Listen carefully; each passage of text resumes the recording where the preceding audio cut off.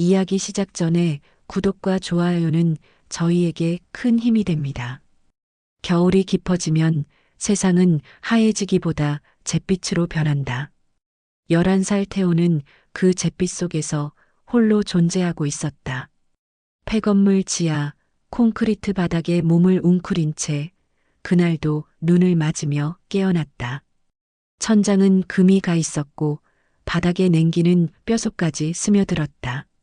잠에서 깨자마자 그는 봉투 몇 개를 주워 모아 발에 감고 한 손엔 검은 봉지, 다른 손엔 녹슨 집게를 들었다. 그게 그의 하루 준비 전부였다. 태호의 손목은 트고 갈라져 피가 맺혀 있었고 손톱 밑은 검은 때가 눌어붙어 있었다. 누군가는 그를 보면 고개를 돌렸고 누군가는 거지 새끼라는 말만 남겼다. 태호는 대답하지 않았다. 그 말이 자신을 향한 것임을 알아도 태호가 가진 전부는 가죽 목도리 하나였다. 갈색, 오래된 바느질 자국. 태호에겐 그게 엄마 냄새였고 기억이었고 세상에 존재했던 단 하나의 가족이었다. 하지만 누가 물으면 그는 이렇게 말했다. 그냥 있었어요. 눈은 조용히 내리고 있었고 거리는 아직 깨어나지 않은 새벽이었다. 태호는 어깨를 움츠리고 슈퍼 뒷골목으로 향했다. 그곳엔 늘 사람들이 버린 것들이 있었고 그는 그 안에서 필요한 걸 찾아야 했다. 종이, 병, 먹다 버린 컵라면. 그는 언젠가 꿈을 꿨다. 병원 침대 위 자신을 안고 울던 여자의 얼굴. 손엔 그 목도리가 들려 있었고 그녀는 꼭 감고 있어야 해. 절대 잃어버리지 말라고 속삭였다. 그 장면은 몇 번이고 되풀이되는 꿈이었다. 그는 그것이 기억인지 상상인지 몰랐다. 하지만 그 꿈을 잊고 싶지 않았다. 비켜. 쓰레기 더미를 뒤지던 그의 어깨를 누군가 걷어찼다. 그는 나뒹굴었고 손에 쥔 봉지는 눈 속으로 흩어졌다. 그러나 태호는 아무 말도 하지 않았다. 봉지를 다시 주워 담고 터진 입술을 닦았다. 이 일은 오늘만의 일이 아니었기에 그는 눈을 올려다보았다. 하늘은 희고 깊었고 소리 없이 내리고 있었다. 손끝은 얼었고 속은 비어 있었지만 가죽 목도리를 고쳐매며 그는 중얼였다. 오늘도 버티자. 그날도 그는 눈보라 속으로 들어섰다. 길 위에 새겨지는 발자국. 아무도 따라오지 않지만 그는 멈추지 않았다. 그렇게 세상 가장 낮은 자리에서 또 하루가 시작되었다. 밤이 깊어지자 눈은 쏟아지듯 내리기 시작했다. 바람은 매서웠고 하늘은 무채색으로 내려앉았다. 폐건물 골목 끝 태호는 폐지 수레를 밀다 말고 멈춰섰다. 무언가 이상한 기척. 바람이 들리지 않는 한 점에서 낮은 신음소리가 새어나오고 있었다. 그는 조심스럽게 걸음을 옮겼다. 쓰레기 더미 뒤 눈 속에 한 남자가 쓰러져 있었다.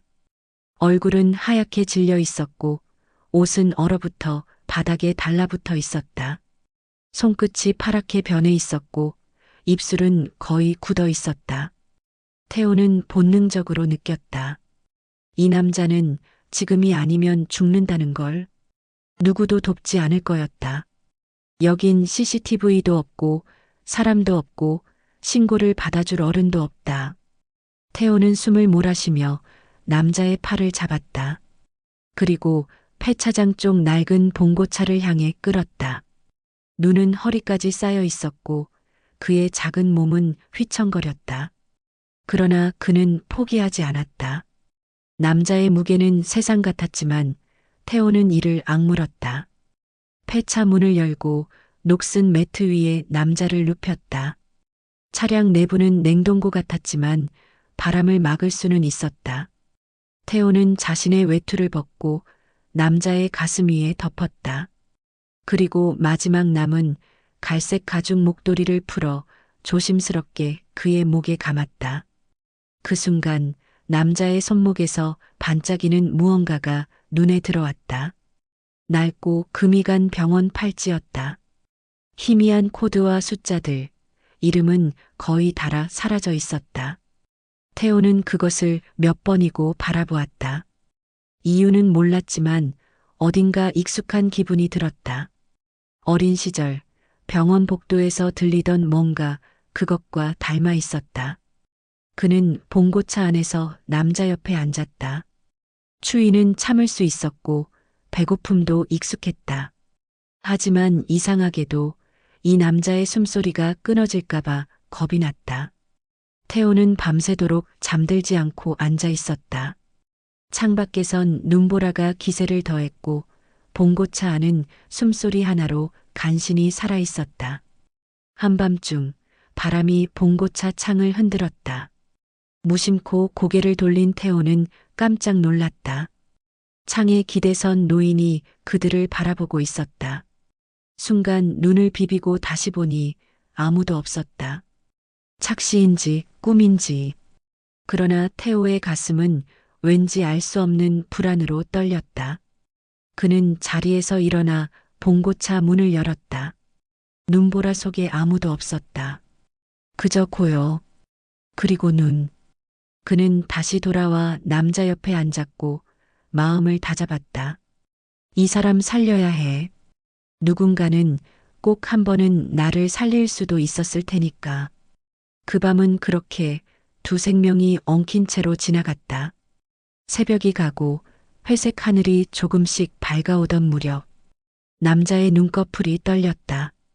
얼음처럼 굳어있던 입술이 살짝 움직였고 태호는 자리에서 벌떡 일어났다. 남자의 숨이 조금 깊어졌다. 그는 겨우 눈을 떴다. 처음 눈에 들어온 것은 낡은 천장, 그리고 작고 마른 소년의 얼굴이었다. 남자는 잠시 숨을 골랐다. 마른 기침을 몇 차례 하더니 이내 허리춤으로 시선을 옮겼다. 그리고 목도리. 갈색 가죽 목도리를 본 순간 남자의 얼굴이 경직되었다. 손이 떨렸다. 그는 힘겹게 손을 뻗어 목도리를 잡았다. 눈을 감았다가 다시 떴다. 입술 사이로 새어나온 목소리는 쉰 숨처럼 작고 낮았다. 이 목도리 어디서 난 거냐? 태호는 얼떨떨한 얼굴로 고개를 갸웃했다. 몰라요. 그냥 전부터 있었어요. 태어날 때부터요.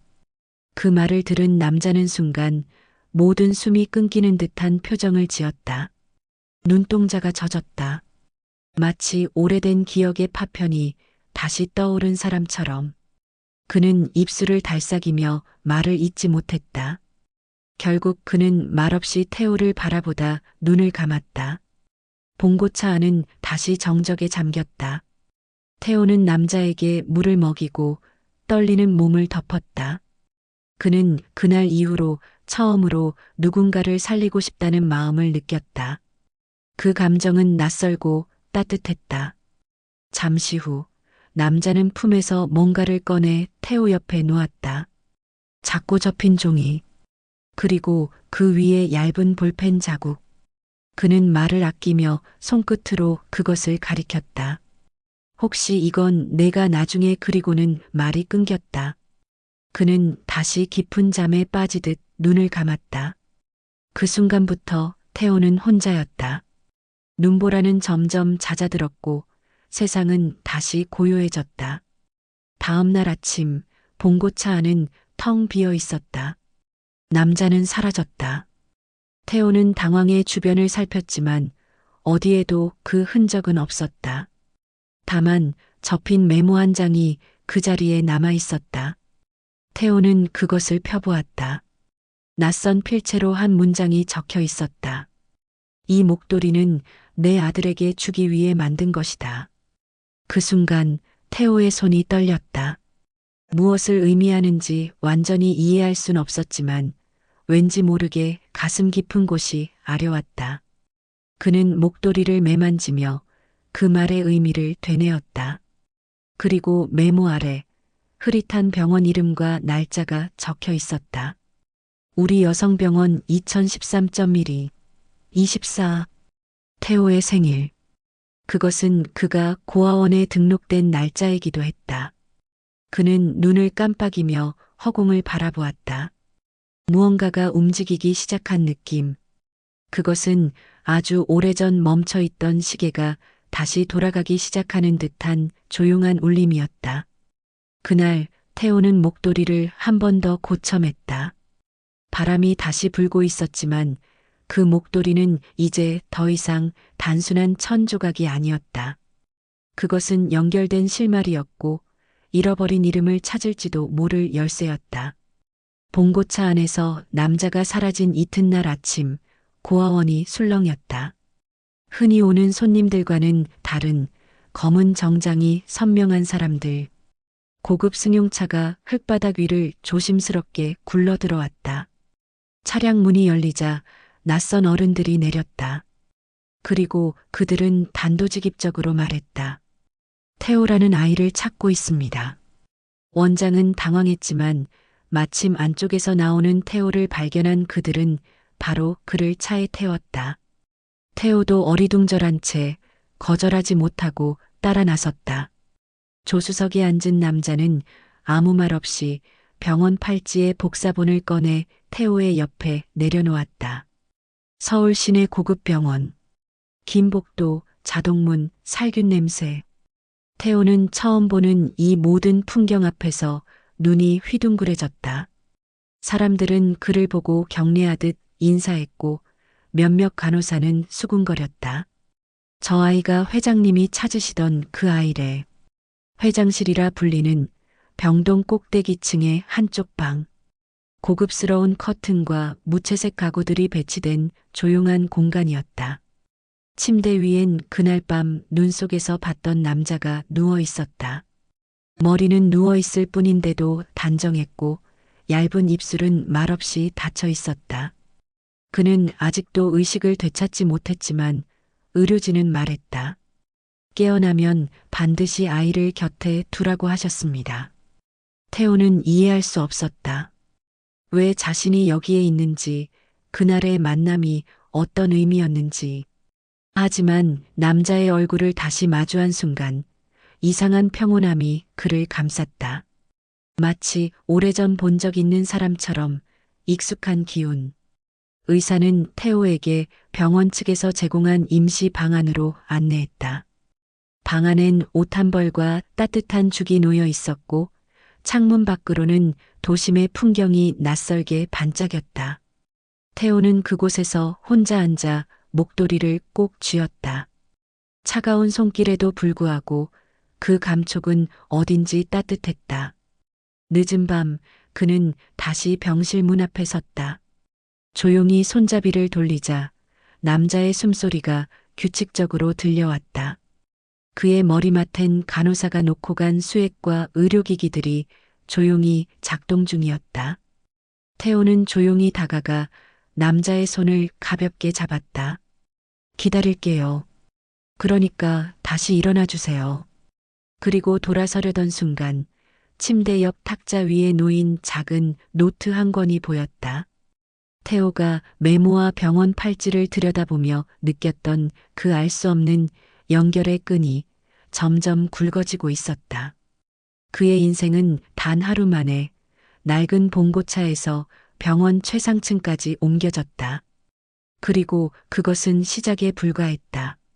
병실 안의 조명은 은은하게 낮아져 있었다. 창가에는 노을이 번지고 있었고 회장의 숨결은 여전히 규칙적이었다. 그날 밤 그는 마침내 눈을 떴다. 오랜 잠에서 깨어나듯 천천히 깨어난 그의 눈동자가 처음 향한 곳은 의자에 조용히 앉아 잠든 태호였다. 한참을 바라보던 회장은 조용히 입을 열었다. 그 아이 이름이 뭐지? 간호사가 대답했다. 태호입니다. 그의 눈이 흔들렸다. 오래도록 어떤 생각에 빠져 있는 듯 말이 없었다. 손끝으로 입원 팔찌를 만지던 그는 이내 눈을 감았다. 그 속엔 누구도 알 수 없는 깊고 먼 기억들이 있었다. 며칠 뒤 회장은 비서에게 병원 기록을 가져오라고 지시했다. 비서는 조심스레 10여 년 전에 오래된 병원 서류를 찾아냈다. 우리 여성병원 2013년 12월 24일 남아 출산 실종 접수. 그 날짜 바로 태호가 고아원에 등록된 날이자 메모에 적힌 날이었다. 회장은 떨리는 손으로 가죽 목도리를 들어 올렸다. 갈색 실이 엇갈려 짜인 오래된 그것은 그가 젊은 시절 직접 만든 것이었다. 첫 아이가 태어났을 때 세상에 선물로 내놓고 싶었던 유일한 손수 만든 물건. 하지만 불의의 사고로 아이는 사라졌고 아내는 끝내 그 충격을 이기지 못했다. 찾았군 내가 결국. 회장은 태호의 얼굴을 물끄러미 바라보며 속삭였다. 그것은 놀라움이 아니라 오히려 슬픔에 가까운 미소였다. 너무 오랜 시간이 지나버린 탓이었다. 그는 태호의 곁으로 다가가 목도리를 가만히 만졌다. 마치 무언가를 확인하듯 그 안쪽 자락을 들추자 낡은 천 속에 수놓인 이니셜 하나가 나타났다. K, T, J. 그것은 그의 이름 강태준의 약자였다. 순간 회장의 눈에 눈물이 고였다. 누구에게도 보여준 적 없던 그가 묻어둔 시간의 단서였다.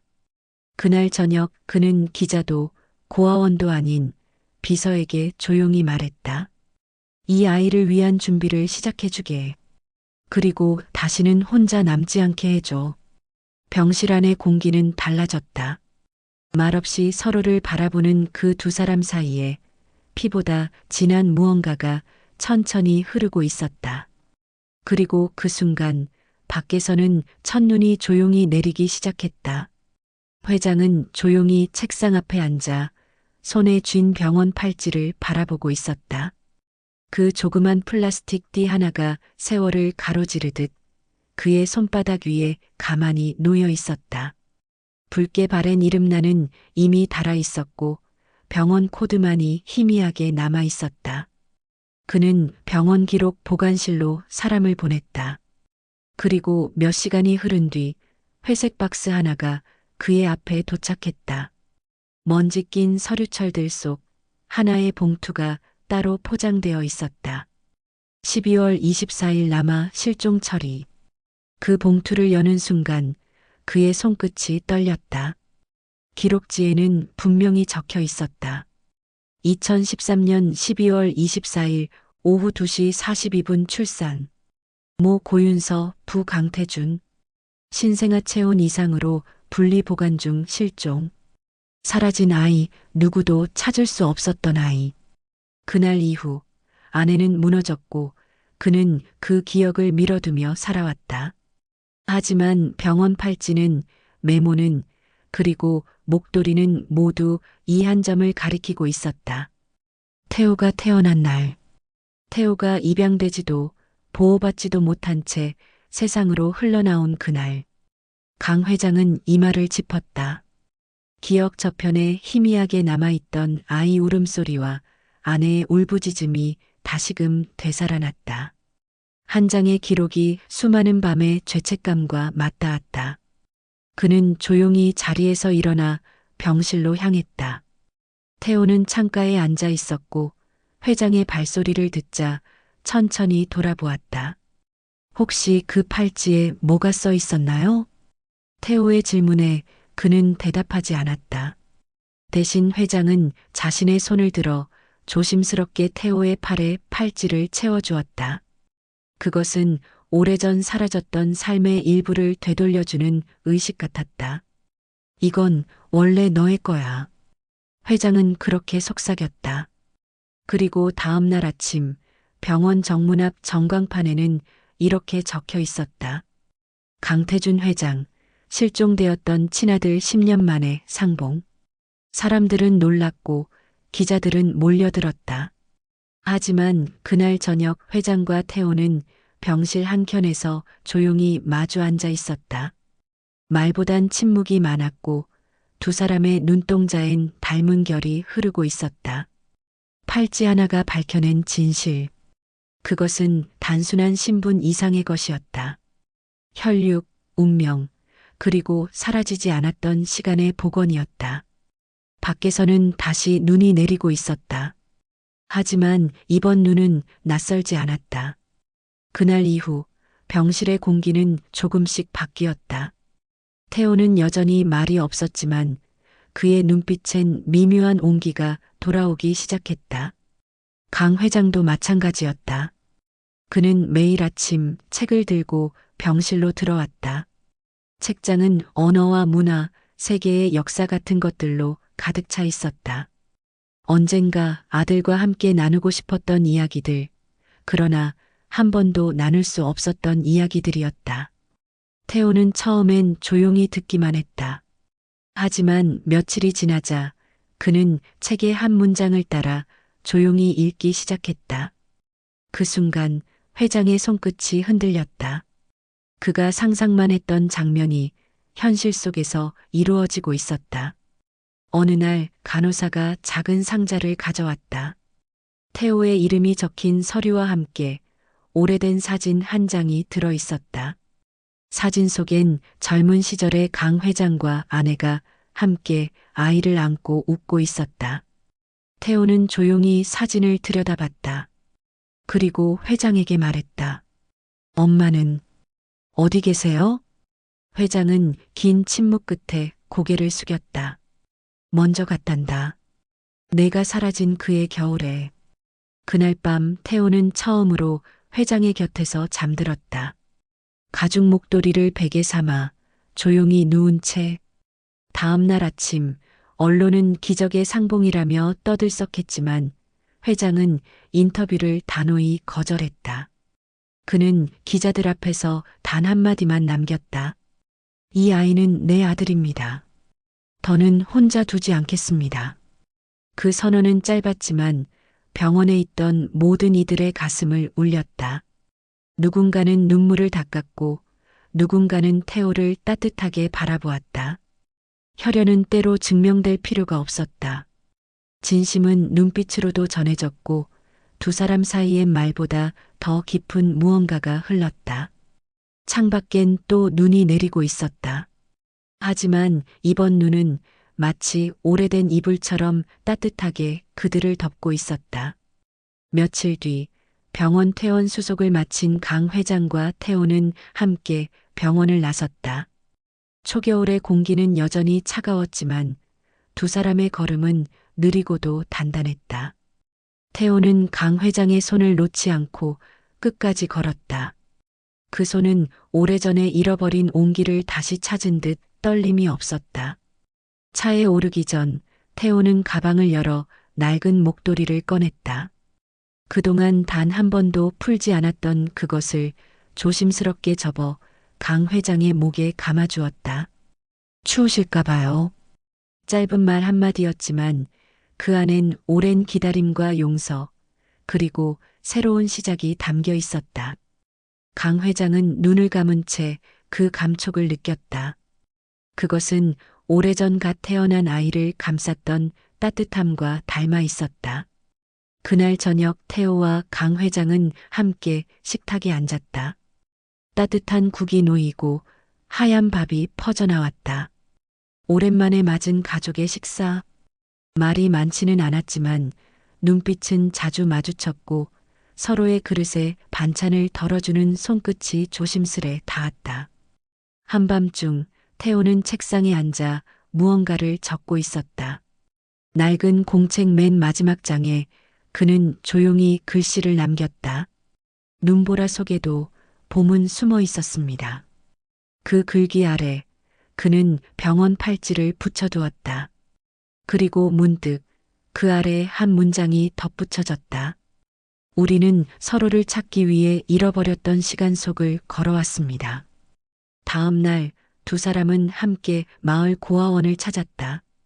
태호는 조용히 묵은 옷가지와 책들을 건넸고 아이들 한 명 한 명의 눈을 바라보았다. 누군가는 그를 알아보기도 했다. 하지만 그는 웃으며 고개를 숙였다. 마지막 장면. 눈 내리는 길을 함께 걷는 두 사람의 뒷모습 위로 화면 자막이 떠오른다. 선한 마음은 때로 혈연보다 깊다. 그리고 진실은 결국 돌아온다.